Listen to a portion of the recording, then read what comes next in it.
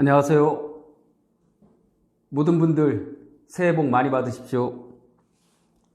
엊그제 30일 날 낮 12시 30분경에 부산 연제구의 대형마트 5층 주차장에서 택시가 추락을 했습니다. 이런 사고가 발생을 하면서 택시 운전기사분이 70대 운전기사분께서 후송 후 사망을 하셨고, 또 신호 대기 중이던 그런 차량을 덮치면서 그 차량 내에 탑승해 있던 분들, 또 도로를 횡단하시는 행인분들까지 모두 7분들이 가벼운 중경상을 입으셨습니다. 사망하신 운전자분께 삼가 고인의 명복을 빌고요, 부상자분들의 빠른 쾌유를 빌겠습니다. 이번 사고를 보면서 대부분의 우리 시청자분들께서는 판단하시기를 두 가지 관점에서 아마 보실 것 같습니다. 첫 번째는 당연히 차량 급발진 사고가 아닐 것이냐 하는 그런 부분, 또 두 번째는 운전자의 조장 미숙, 운전 미숙이 부른 사고가 아닐까, 이렇게 두 가지 관점에서 되게 이제 추측을 하고 이 경찰 조사 결과에 대해서 궁금해 하실 텐데요. 우선 첫 번째 관점에서 운전 미숙 부분을 한번 살펴보겠습니다. 당시 사고가 난 대형마트는 5층 주차장이었고요. 외벽이 조립식 패널처럼 이렇게 좀 사고 시 충격을 보면 종이짝처럼 이렇게 스티로폼 조각이 날리듯이 부서졌잖아요. 그런 거를 보면서 건물의 안전검사, 또 이런 안전조치 미흡 부분은 차치하고라도 과연 이 부분에 있어서 사고 운전자의 운전 미숙 부분을 거론할 수 있을까 하는 부분입니다.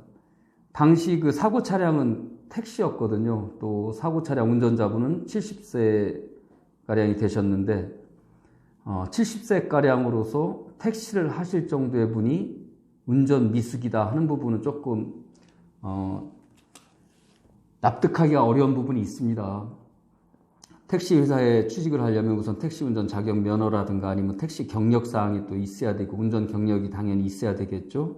그런 거를 미루어 짐작했을 때 운전 미숙 부분에 대해서는 조금 저는 그쪽 방향은 좀 설득력이 떨어진다고 보고요. 나머지 하나는 차량 급발진 여부입니다. 지금까지 이런 비슷한 사례가 무수히 많았었죠. 차량 급발진 사고라고 하면 자동차가 정지된 상태거나 아니면 저속주행인 상태에서 또는 중립인 상태에서 급작스럽게 굉음을 유발하면서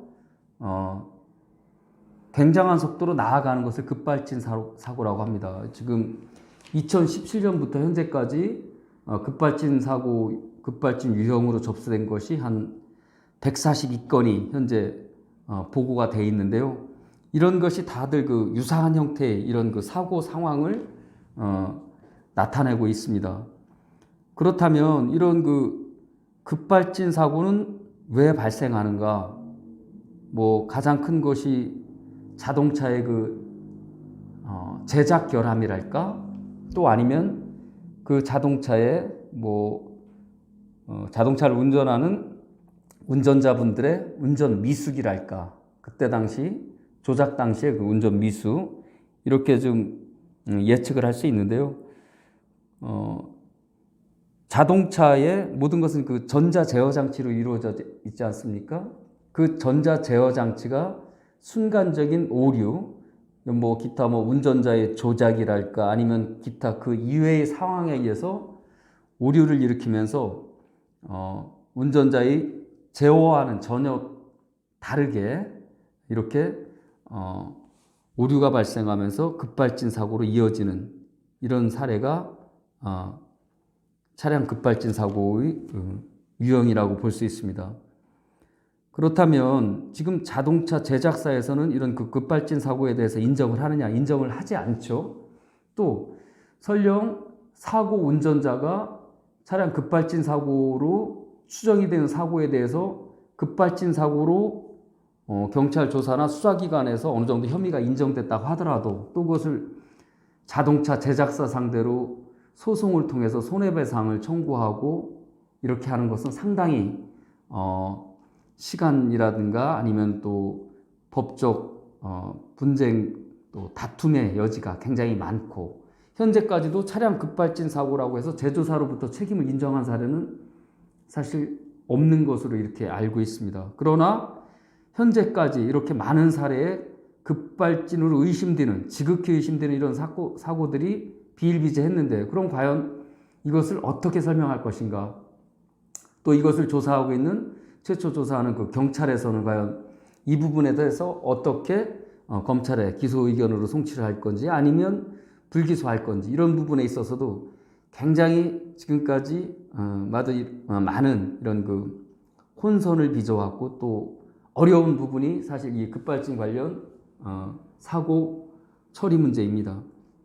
그렇다고 해서 이렇게 의심되는 상황을 계속 운전자의 조작 미숙으로만 넘어갈 것이냐, 이것도 아닌 거거든요. 이러한 사고가 또 발생하지 않으리라는 법도 없고, 또 이런 부분이 얼마든지 또 다시 또 사고가 발생할 수 있는 예측 가능성이 있는 부분이기 때문에 이번 기회를 해서 차량 급발진 관련 모든 그 시민들, 우리 국민들이 의아하게 생각하는 부분에 대해서 어느 정도 자동차 제작 관련이라든가 아니면 자동차의 성능, 또 자동차의 그 조작 부분에 대해서 경찰에서 좀 조사가 이루어져서 국민들의 이런 그 의구심이 조금이나마 해소됐으면 좋겠습니다. 당시 대형마트는 5층이었고 5층에서 1층 출구 쪽으로 택시가 내려오는 도중에 출구 쪽으로 가지 못하고 출구와 다른 그 벽 쪽으로 다 이렇게 향했다고 하는 것을 보면, 그때 당시 급발진이 있으면서 그런 그 출구 쪽에 오는 다른 차량들과의 그 충돌을 회피하기 위해서 운전자로서는 최대한의 방어 운전 겸 안전하게 그나마 안전을 강구한 이런 그 방어 운전, 대처 운전을 하지 않았나, 이런 생각이 듭니다. 다만 그때 당시 그 대형마트의 외벽이 어느 일정한 속도에 견딜 만한 이런 그 부력을 견딜 만한, 외력을 견딜 만한 이런 견고한 이런 설비가 되었어야 되는데, 그런 부분에 있어서 미흡한 부분은 당연히 책임을 좀 물어야 되겠고요. 거기서 외벽을 뚫고 자동차가 추락하지만 않았어도 이렇게 큰 사고로 이어지지는 않았을 것이라고 저는 생각이 듭니다. 그 택시가 외벽을 뚫고 나오는 부분이 브레이크를 정상적으로 작동을 해서 굉장히 속도를 멈추려고 하다가 가까스로 떨어진 게 아니라 굉장한 속도를 유지한 채 공중 비행을 하듯이 날아갔고, 또 거기 인도를 지나 편도 2차선 도로를 넘어서 중앙선, 중앙분리대가 있는 반대편 신호 대기 차량에까지 이 택시가 비행하듯이 날아가서 덮친 거로 봐서는 굉장한 속도였다, 이렇게 생각이 됩니다. 그것으로 봐서 급발진 사고를 강하게 이렇게 의심하고 있는 부분인데요.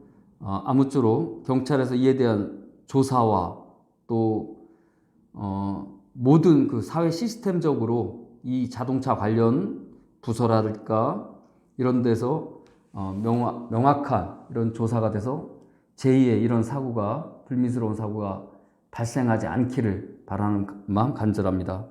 아울러 아까도 말씀드렸지만 사고 운전자분의 명복을 빌고요, 부상자분들의 쾌유를 빕니다. 감사합니다.